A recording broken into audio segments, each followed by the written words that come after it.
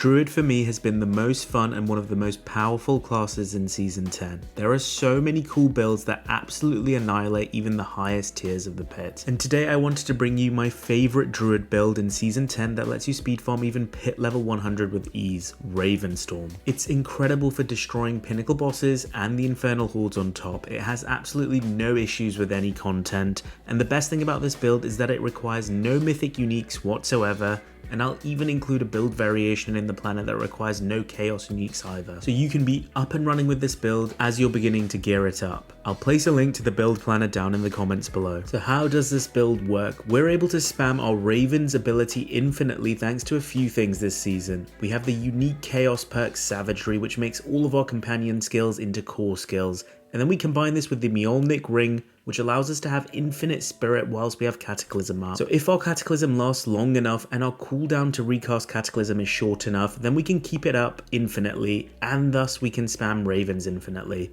The way we manage this is by having cooldown reduction on multiple pieces of our gear. And then we have the Snake Spirit Bond Calm Before the Storm, so that on a lucky hit we have a chance to reduce our ultimate cooldown. By using the Fist of Fate gloves with a decent lucky hit roll, we're able to proc this effect enough times to achieve this. If you don't have Fist of Fate or the gear with cooldown reduction to achieve 100% Cataclysm uptime, don't worry, I'll give you a way of achieving this with our Chaos perks later in the video. In this build, we're able to have multiple key passives active on top, which make our damage insane. We run the Ursine Strength key passive, which we activate by using our Pulverize ability every 8 seconds. And then thanks to Galen's Birthright, we also gain the Perfect Storm and Earthen Might key passives as well. We're able to activate Earthen Might by using Earth Spike every so often. We're constantly also activating Wild Transformations when we use Pulverize and shift into Werebear for 20% damage reduction, and then when we transform back into human form, we trigger Cyclone Armor and get the attack speed bonus. We also incorporate Bloodhowl into our rotation every 5 or so seconds to transform into Werewolf to get the extra critical strike damage. On top of all this, we use the Chaos unique Banished Lord's Talisman, which combined with the infinite spirit we have when casting Ravens with Cataclysm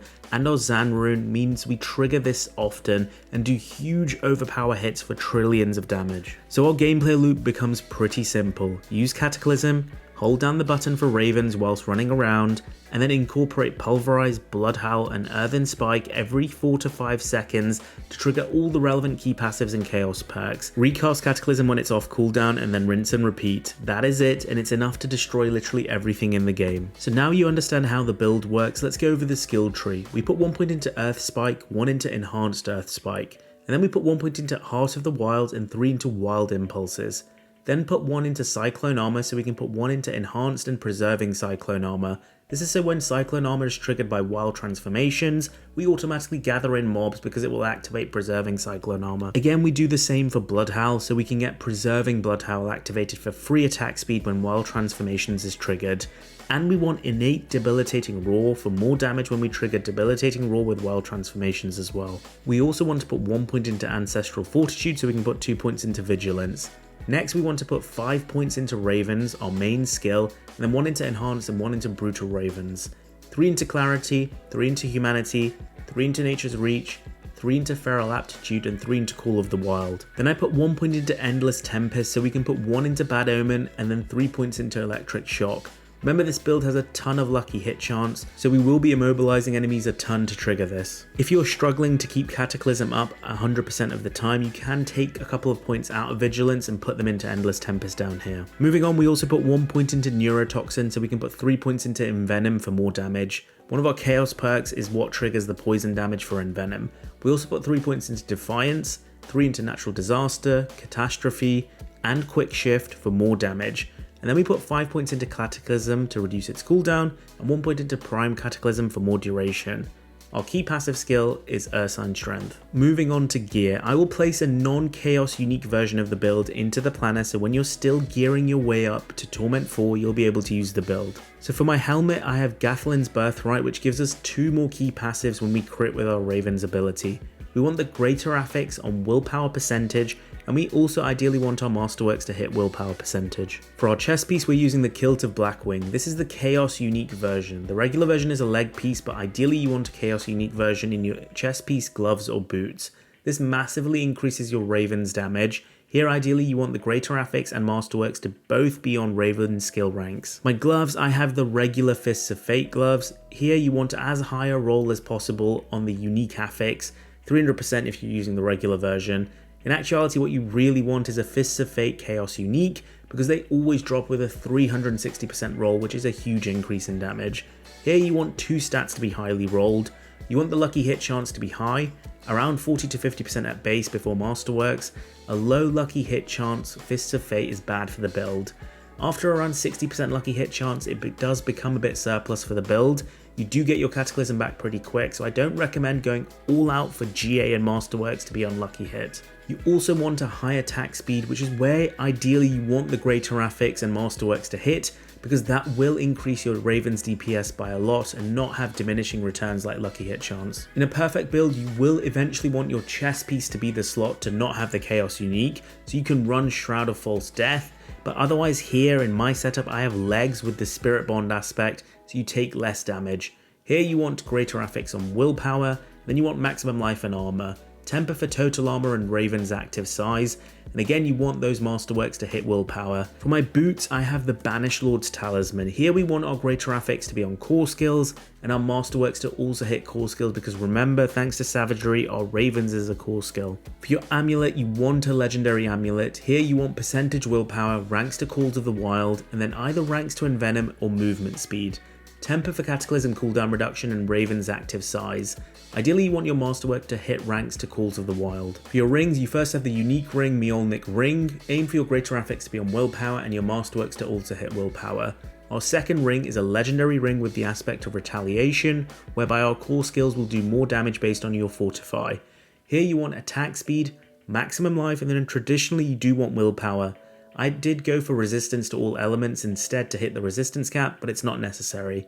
Temper for Cataclysm cooldown reduction and overpower damage, and then aim for your greater affix and Masterworks to hit attack speed. For your weapons, you want a one-handed mace with the Stormcrow aspect, which will significantly boost your Raven's damage. You then want willpower, maximum life, and overpower damage. Temper for Ravens to deal double damage and overpower damage. Aim for your greater affix and Masterworks to all hit willpower. For your offhand, you want a totem with willpower, maximum life, and cooldown reduction. Temper for chance for Ravens to deal double damage and overpower damage. Again, aim for your greater affix and Masterworks to all hit willpower. For gems, for your jewelry, you want to have skulls until you hit the armor cap, and then you want diamonds to max out your resistances. For your weapons, slot in rubies for more overpowered damage. For your 2 rune sets, your first rune set you want Pock and the Quack's rune so you gain more damage. We don't mind about using our resource because during Cataclysm we have Infinite Spirit. And then for your second set of runes you want the Ahu rune and Zan rune, so we can guarantee those overpower hits to proc Banished Lord's Talisman. For our spirit boons we have Wariness, we have Avian Wrath for more critical damage. For the wolf we have 2 spirits, Energize and Calamity. We use Energize because it synergizes with one of our chaos perks I'll talk about in a second. And then we have Calm Before the Storm, which reduces our Cataclysm cooldown. For our Chaos perks, the main perk, which is a must-have for the build or it doesn't work, is Savagery. And then you want Overabundance, which synergizes with Energize, which we talked about a little bit earlier, so we can gain that 300% more damage as we are constantly generating Spirit in the background with Energize above our maximum, which we are always at thanks to the Mjolnir ring giving us infinite spirit. Our second chaos perk is Purge the Infected, which applies poison damage to enemies to trigger the Envenom passive and also increases our damage by a lot. And then we have Wild Transformations, which we discussed earlier, which is constantly triggering all these benefits stated when we shapeshift as we go through our rotation. If you're struggling to have 100% uptime on Cataclysm because your gear isn't good enough yet, then you will have to drop Overabundance and place the Accelerating Chaos perk instead, which will further reduce your Cataclysm cooldown on lucky hits. This is a DPS decrease however, so when your gear is good enough, you do want to go back to the original setup. For Mercenaries, we want Variana as our hired mercenary so we get more attack speed, and then Rahir for Bastion, which can be useful for staying alive, especially when pit pushing. Finally, for our Paragon board, the way we have this set up lets us activate all of the glyphs without you ever having to reach legendary for your glyph, which is amazing in those earlier levels. The first priority should be unlocking all your boards, the glyphs and the legendary nodes. For our first board, we have the Spirit Glyph, which gives us more critical strike damage. Make sure to pick up all these rare nodes around here and also get that 25 dexterity to activate the glyph itself. I would then max out the dexterity nodes later once you have everything unlocked first. Then we go up and get the Heightened Malice node. Place the human glyph here. Unlock the 40 willpower bonus and again move on, only start maxing out that willpower later on. Then we get the Ancestral Guidance node and place the Keeper glyph here. Make sure to pick up the rare nodes nearby and activate the additional bonus by getting that 25 intelligence. Then you want to come down and get the Thunderstruck legendary node, place the Earth and Sky glyph here and make sure to get these nearby magic nodes and activate the additional bonus with 40 willpower. For both the Keeper glyph and the Earth and Sky glyph, you don't really want to go above the necessary requirement to activate the additional bonuses. Then our final board is Untamed. Here we place the Dominate glyph, which gives us more overpower damage. I would focus on leveling the Dominate glyph up first and focus on maximizing the intelligence nodes nearby first as well, as overpower damage is central to the build and is scaled much harder thanks to Banished Lord's Talisman. So there you have it, my endgame Ravenstorm build, which will have you destroying Torment 4 in absolutely no time. If you enjoyed what I talked about today, remember to smash the like button and subscribe to the channel for more Diablo builds as we get deeper into Season 10. I'm Mr. Ronnet, and that's it for today. Peace out, guys.